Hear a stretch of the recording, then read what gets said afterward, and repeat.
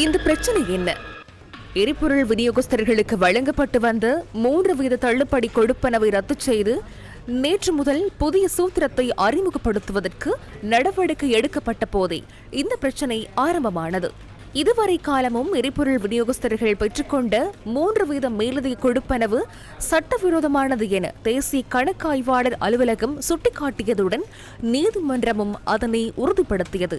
இதன் மூலம் நாட்டு மக்களுக்கு சுகாதாரம், கல்வி உள்ளிட்ட வசதிகளை பெற்றுக் கொடுப்பதற்காக துறைசேரிக்கு கிடைக்க வேண்டிய சுமார் 35 பில்லியன் ரூபாவுக்கும் மேற்பட்ட பணம் 1000க்கும் குறைவான எரிபொருள் விநியோகஸ்தர்கள் மத்தியில் வருடாந்தம் பகிரப்பட்டுள்ளது. இதனால் இந்த அநீதியான 3% தள்ளுபடி கொடுப்பனவை மாற்றுவதற்கு முயற்சிகள் மேற்கொள்ளப்பட்ட சந்தர்ப்பங்களில் இதற்கெதிராக விநியோகஸ்தர்கள் நீதிமன்றத்தை நாடினாலும் உயரான நீதிமன்றம் விநியோகஸ்தர்களின் அந்த வேண்டுகோளை நிராகரித்திருந்தது. நாட்டு மக்களின் பணம் வர்த்தகர்கள் சிலரின் சட்டை பைக்குள் செல்லும் இந்த அநீதியான முறைமையை முடிவுக்கு கொண்டு வர தாம் துணிச்சலான சரியான தீர்மானத்தை எடுத்துள்ளதாக பெட்ரோலிய கூட்டுத்தாபனம் தெரிவிக்கின்றது. எரிபொருள் விநியோகஸ்தர்கள் இந்த மேலதிக கொடுப்பனவை கோரி முன்வைத்த கருத்துக்களுக்கு அமைய குழப்பமடைந்த சிலர் காரணமாக குறுகிய காலத்தில் எரிபொருளுக்கான கேள்வி அதிகரித்தது. உண்மையில் நாட்டில் எரிபொருள் நெருக்கடி உள்ளதா? இது தொடர்பில் நாடளாவிய ரீதியில் இன்று நாம் ஆராய்ந்தோம். இது இலங்கை பெட்ரோலிய கூட்டுத்தாபனத்திற்குரிய கொலண்டாவு எரிபொருள் களஞ்சிய முனையமாகும். இன்று ஞாயிற்றுக்கிழமையாயினும் வழமை போன்ற எரிபொருள் விநியோகம் இடம்பெற்றது. கொழும்பின் அனைத்து பகுதிகளிலும் மக்கள் வரிசைகளில் காத்திருக்காமல் எரிபொருளை பெற்றுக் கொண்டனர். வவுனியாவில் உள்ள எரிபொருள் நிரப்பு நிலையத்தில் இன்று வழமை போன்ற எரிபொருள் விநியோகம் நடைபெற்றது. செட்டுக்கு வரும்போது இங்க வந்து பார்க்கும்போது அப்படி ஒரு எந்த ஒரு பிரச்சனையுமே இல்லை. சும்மா ஆறுமே பொய்யான ஒரு வதந்தியை நீங்க நாட்டுக்கு பரப்பாதீங்க. நாடு ஒரு நல்ல நிலையை நோக்கி போய் கொண்டிருக்கும் போது ஒரு சில பேர் தங்களோட சுய நோக்கத்துக்காக இந்த கமிஷனை கிட்டத்தட்ட 37 பில்லியனுக்கு அதிகமான கமிஷன் இந்த பெட்ரோலியம் அவருக்கு வருது. அதை பெற்றுக்கொள்வதற்காக பொய்யான ஒரு வதந்தியை கொடுத்து கொண்டிருக்கிறாங்க. சில பேருடைய பொக்கெட்டுகளை நிரப்புவதற்காக இப்படியான கட்டுக்கதைகளை போட்டு அந்த மக்களை திண்டாட வைக்கிறதாகத்தான் நாங்கள் இதை பார்க்கிறோம்.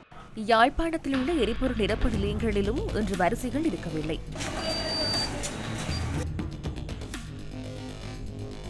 வர வேண்டிய பெட்ரோல் வந்து தான் இருக்கு. இந்த பெட்ரோல் தட்டுப்பாடாண்டது இல்லை. இப்போ நேற்றும் வந்தது, முன்னாலும் வந்தது, இப்போ இன்றைக்கும் பெறப்போகுது. பொய்யான தகவல்களை மக்களுக்கு கொடுத்து ஒரு மக்களை ஒரு கிளேசப்படுத்தி அவையை துன்பப்படுத்தி அவை கரைச்சல் படுத்தி அதில் சுகங்கான்ற கொஞ்சம் கூட்டம் இருக்குது. கிளிநொச்சி மாவட்டத்தில் உள்ள எரிபொருள் நிரப்பு நிலையங்களிலும் மக்கள் எவ்வித வரிசைகளும் இன்றி எரிபொருளை பெற்றுக் கொள்வதை காண முடிந்தது.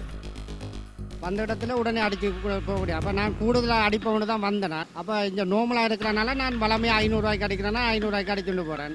ஓகே, இது ஒரு அரசாங்கத்துக்கு எதிரான சதியா கிளப்பி அரசாங்கத்துக்கு எதிராக மக்களை திரட்டுறதுக்கான ஒரு வாய்ப்பு தான் இங்கே செஞ்சு கொண்டிருக்கணும். இங்கே பெட்ரோலுக்கு எந்த லைனில் நிற்கவும் இல்லை, எந்த ஒரு பெட்ரோலுக்கு தட்டுப்பாடு வரவும் இல்லை. நாங்கள் இப்போ ஓட்ட பெட்ரோல் அடிச்சுட்டு நோமலாக தான் போய் கொண்டிருக்கோம். மட்டக்களப்பில் உள்ள எரிபொருள் நிரப்பு நிலையங்களில் எரிபொருள் விநியோகம் சீராக இடம்பெற்றது. இல்லைன்னு எல்லாரும் சொல்கிறாங்க. ஆனால் பெட்ரோல் இல்லாத கிடைக்குது மட்டக்களப்பில். ஒருத்தர் சேர்த்தவளை எல்லாம் நோமலாக அடிச்சுட்டு போகலாம். மட்டக்களப்பில் இப்போ தற்போதைக்கு பெட்ரோல் இருக்குது. இன்றைக்கு நோமலாக அடிக்கக்கூடிய மாதிரி இருக்குது. திருகோணமலை கிண்ணியாவில் உள்ள எரிபொருள் நிரப்பு நிலையங்களில் பதிவான காட்சிகளை இவை.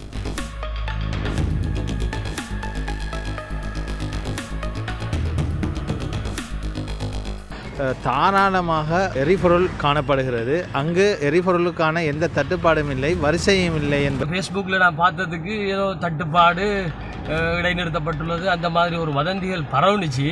அப்போ நாங்கள் இங்கே பெட்ரோல் அடிக்க வந்தோம், ஆனால் எந்த தட்டுப்பாடுமே இல்லை.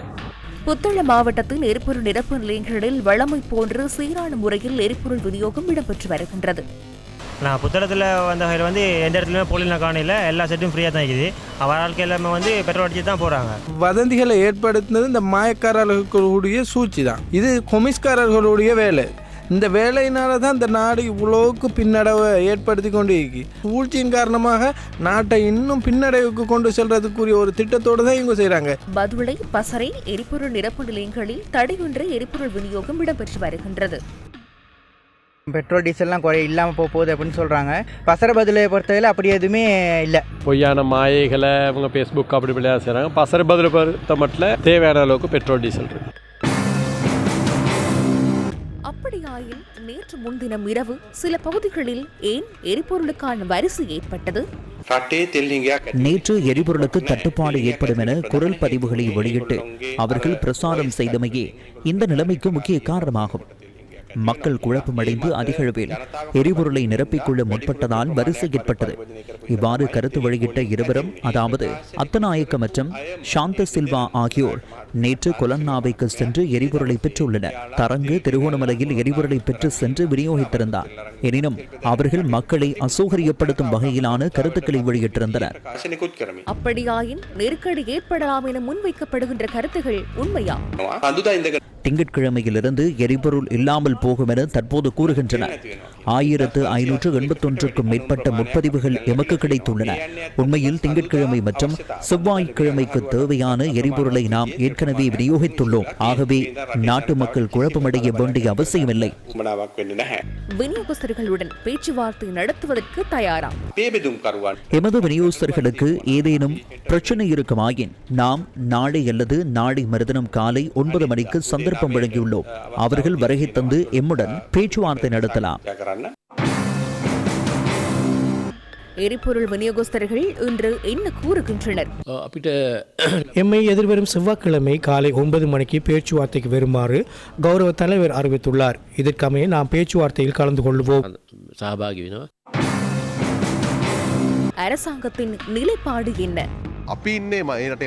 நாட்டு மக்களுக்காகவே நாம் இருக்கின்றோம். நாட்டு மக்களுக்கு அனுகூலத்தை வழங்கக்கூடிய சந்தர்ப்பத்தில் விநியோகஸ்தர்கள் சிலர் ஒன்றிணைந்து செய்யும் இந்த செயல் தவறானது. எரிபொருளுக்கு தட்டுப்பாடு இல்லை. நாம் எரிபொருள் விநியோகஸ்தர்கள் சங்கத்தில் உள்ளவர்களுக்கு கூறுகின்றோம், நாட்டு மக்களை அசௌகரியத்திற்கு உள்ளாக்க முயற்சிக்க வேண்டாம். அவர்களுடன் பேச்சுவார்த்தைக்கு தயாராக உள்ளோம். ஒரு காலத்தில் பெற்றுக்கொண்ட தரகர் கூலியை எரிபொருள் விலை அதிகரிக்கின்ற போதும் பெற்றுக்கொண்டு மக்கள் மீது சுமையை ஏற்படுத்த வேண்டாம் என கூறுகின்றோம். நீதிமன்றம் புதிய நடைமுறைக்கு செல்லுமாறு கூறியும் கடந்த அமைச்சரவை அதனை செய்யவில்லை. காரணம், அநேகமான எரிபொருள் நிலையங்களின் உரிமையாளர்களாக அமைச்சர்கள், பாராளுமன்ற உறுப்பினர்கள் இருந்தனர். இந்த விளையாட்டினால் கிடைக்கும் பணத்தை கொண்டே சில வேளைகளில் அவர்கள் அரசாங்கத்துடன் இணைந்து பதவிகளை பெற்றனர். ஆகவே தமது கிராமங்களில், நகரங்களில் உள்ள எரிபொருள் நிலையங்களின் உரிமையாளர்கள் யார் என்பதை மக்கள் அறிவார்கள். இதனுடன் அரசியல் தொடர்புள்ளது. மக்களின் பணம் சுமார் 35 பில்லியன் அற்றுப்போகும் போது கடந்த கால அமைச்சர்கள் மௌனம் சாதித்தனர். காரணம், அவர்களுக்கு இந்த தரகர் கூலி கிடைத்தது. அரசாங்கம் மக்கள் பக்கத்திலேயே இருக்கின்றது. அரசாங்கம் எடுத்த தீர்மானங்களை மாற்றப் போவதில்லை. விநியோகஸ்தர்கள் முன்வந்து பெட்ரோலிய கூட்டுத்தாபனத்துடன் பேச்சுவார்த்தை நடத்தி நியாயமான தரகர் கூலி தொடர்பில் பேச்சுவார்த்தை நடத்த முடியும்.